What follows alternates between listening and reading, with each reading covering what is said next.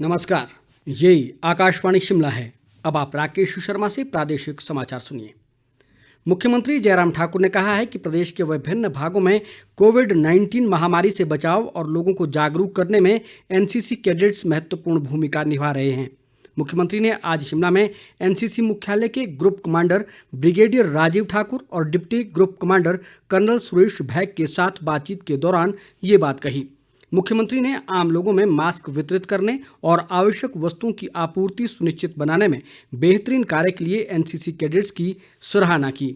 इस अवसर पर ब्रिगेडियर राजीव ठाकुर ने बताया कि प्रदेश में ज़रूरतमंद लोगों और प्रशासन की सहायता के लिए करीब 1200 एनसीसी कैडेट्स तैनात किए गए हैं। चंडीगढ़, मोहाली व पंचकुला से आज 1239 लोगों को 49 बसों के माध्यम से वापस लाया गया। मुख्यमंत्री जयराम ठाकुर ने ये जानकारी देते हुए बताया कि इनमें से 622 मंडी, 365 बिलासपुर, 191 कुल्लू और 61 लोग लाहौल स्पीति जिला से संबंधित है। मुख्यमंत्री ने कहा कि वापस लाए गए सभी लोगों की स्वास्थ्य जांच के बाद उन्हें होम क्वारंटीन में रखा जाएगा। जयराम ठाकुर ने बाहरी राज्यों से वापस आने वाले लोगों से सरकार के दिशा निर्देशों का सख्ती से पालन करने और होम क्वारंटीन में रहने की अपील की है। उन्होंने कहा कि राज्य सरकार देश के अन्य राज्यों में फंसे प्रदेशवासियों की हर संभव सहायता कर रही है। केंद्रीय स्वास्थ्य मंत्री हर्षवर्धन ने कहा है कि कोविड-19 संक्रमण से निपटने में देश का प्रदर्शन उल्लेखनीय रहा है। उन्होंने कहा कि दुनिया भर के लोगों और विश्व स्वास्थ्य संगठन ने भी इसकी पुष्टि की है और देशों में सामुदायिक स्तर पर कोरोना संक्रमण का कोई प्रमाण नहीं मिला है।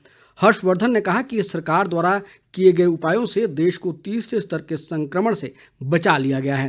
केंद्रीय स्वास्थ्य मंत्री ने बताया कि सरकार की प्रतिदिन 1 लाख सैंपल जांच करने की योजना है। मुख्यमंत्री जयराम ठाकुर ने आज शिमला से ज़रूरतमंद लोगों के लिए राहत सामग्री के 3 ट्रकों को झंडी दिखाकर रवाना किया। समाजसेवी व धार्मिक संस्था आर्ट ऑफ लिविंग द्वारा दी गई इस राहत सामग्री के लिए मुख्यमंत्री ने संस्था के संस्थापक श्री श्री रविशंकर का आभार जताया। इनमें से 2 ट्रक मंडी जबकि 1 ट्रक शिमला जिला के लिए रवाना किया गया। कोरोना संकट के इस दौर में प्रदेश में अनेक समाजसेवी संस्थाएं व संगठन गरीबों और ज़रूरतमंदों की मदद के लिए आगे आए हैं। इसी कड़ी में कुल्लू जिला का Kunjlal Damodari Thakur memorial charitable trust भी कोरोना योद्धा के रूप में उभरा है। इसके ट्रस्टी और वन मंत्री गोविंद सिंह ठाकुर और रजनी ठाकुर ने आज आनी निर्मंड क्षेत्र की जनता के लिए मास्क बनाने के लिए 5000 मीटर कपड़ा उपलब्ध करवाया। गोविंद ठाकुर ने कहा कि ट्रस्ट ने अब तक कुल्लू जिला में hand sanitiser, mask, face cover, PPE kits, खाद्य सामग्री और मास्क बनाने के लिए 20,000 मीटर से अधिक कपड़ा उपलब्ध करवाया है। चैरिटेबल ट्रस्ट की ट्रस्टी रजनी ठाकुर ने कहा कि कुल्लू जिला में कोरोना संकट के दौरान मास्क बनाने का काम निरंतर जारी रहेगा और जिला में पर्याप्त मास्क की आपूर्ति सुनिश्चित की जाएगी। खाद्य नागरिक आपूर्ति व उपभोक्ता मामले विभाग ने प्रदेश के सभी एपीएल उपभोक्ताओं से सार्वजनिक वितरण प्रणाली के तहत खाद्यान्नों पर मिलने वाली सब्सिडी को स्वेच्छा से छोड़ने का आग्रह किया है ताकि इसका लाभ पिछड़े और गरीब वर्ग को मिल सके।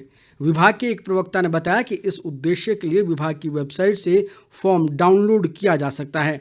इस संबंध में विभाग के टोल फ्री नंबर 1967 पर भी संपर्क किया जा सकता है। नाबार्ड के मुख्य महाप्रबंधक नीलय कपूर ने बताया कि आरबीआई के निर्देशानुसार किसानों के बकाया ऋण 31 मई तक स्थगित कर दिए गए हैं। उन्होंने कहा कि प्रदेश के तीनों सहकारी बैंक और हिमाचल प्रदेश ग्रामीण बैंक ने राज्य के 1,12,000 से अधिक किसानों को सामूहिक रूप से ऋण अदायगी में 3 महीने की छूट दी है, जिससे किसानों को 1,598 करोड़ रुपए से अधिक का लाभ मिलेगा। नीलय कपूर ने बताया कि किसानों को मई 2020 के अंत तक उनके फसल ऋण पर दंडात्मक ब्याज नहीं देना पड़ेगा। उन्होंने कहा कि किसानों को नए कृषि ऋण जारी करने के साथ साथ 3 लाख रुपए तक के ऋणों पर 2% तक की सहायता और शीघ्र पुनर्भुगतान पर 3% ब्याज माफी का लाभ जारी रहेगा। संघ लोक सेवा आयोग यूपीएससी ने देश में कोविड-19 महामारी की स्थिति को देखते हुए वर्ष 2020 के लिए सिविल सेवा की प्रारंभिक परीक्षा स्थगित कर दी है। आयोग 20 मई को परीक्षा की नई तिथि की घोषणा करेगा। इससे पहले सिविल सेवा की प्रारंभिक परीक्षा 31 मई 2020 को आयोजित की जानी थी। इसी के साथ ही समाचार बुलेटिन समाप्त हुआ। हमारा अगला बुलेटिन आप सुन सकते हैं शाम 7:45 पर। नमस्कार।